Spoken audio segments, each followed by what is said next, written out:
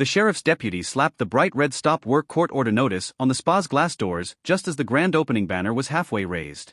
The Cedar Crest Estates HOA board stood on the marble steps of Serenity at the Bluffs, their $10 million crown jewel, all gleaming in the morning sun, sitting squarely on land that did not legally belong to them. Deputy Morales read the order. All HOA construction and operation on Parcel 17B is to cease immediately. Property owner has established clear title. Valerie Haynes, HOA president and self-appointed empress, laughed. There must be some mistake. This is common area. I stepped out of the crowd, coffee in hand. No mistake, I said pleasantly. This is all mine. I pointed at the spa, the land, and quite possibly her entire HOA reserve fund. Valerie's smile froze. You can't do this. Oh, I said.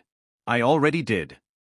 6 months earlier, I, Marcus Park, a former commercial real estate attorney turned data analyst, moved to Cedar Crest. My house sat next to my little backyard nature reserve, Parcel 17B. Valerie, the tyrannical president, wanted a legacy project and chose my land for the spa. When I saw the glossy brochure rendering, I walked to the clubhouse. This spa, where exactly is it going? She smiled. It's on the common parcel behind your place. It's not a common parcel, I replied. It's mine. I have the recorded title. The harassment began, fines for failing to maintain my vacant property, and a proposal to buy the land for a comically low price. I refused. Valerie called an emergency vote, using an old brochure map to convince the board, passing the motion with collected proxies. I was out of town when the bulldozers rolled in. By the time I returned, my field was rebar and concrete. I didn't scream. I called the county, the city, and an old colleague. The HOA's oversteps were systematic.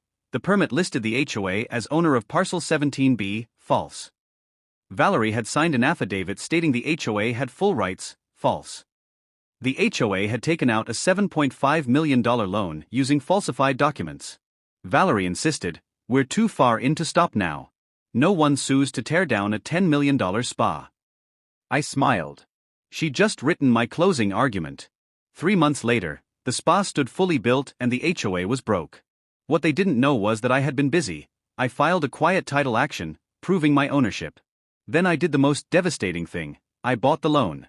The bank sold the troubled note to an anonymous LLC, my LLC, at a steep discount. I owned the land and controlled the debt on the building. At the court hearing, the judge sighed.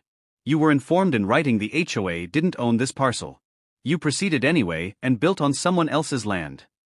I asked for an immediate injunction, formal recognition of my ownership, and leave to pursue damages. Valerie laughed nervously. He can't take our spa.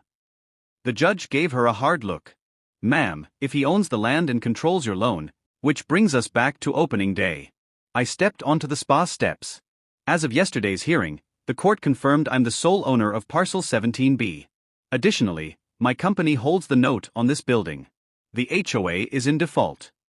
The DACE investigators stepped forward. Miss Haynes, we need to talk about the loan documents, specifically the ownership affidavit you signed and the fund transfers. In court, the hammer came down. The HOA was ordered to vacate the spa. Valerie was found personally liable for fraudulent representations. Criminal charges were filed. The board's insurance bailed, citing intentional misconduct. The judge ruled the structure was built entirely on my land without permission. He gave me the choice: remove it at the HOA's expense, or take title to the building as damages. I looked at Valerie, pale and shaking.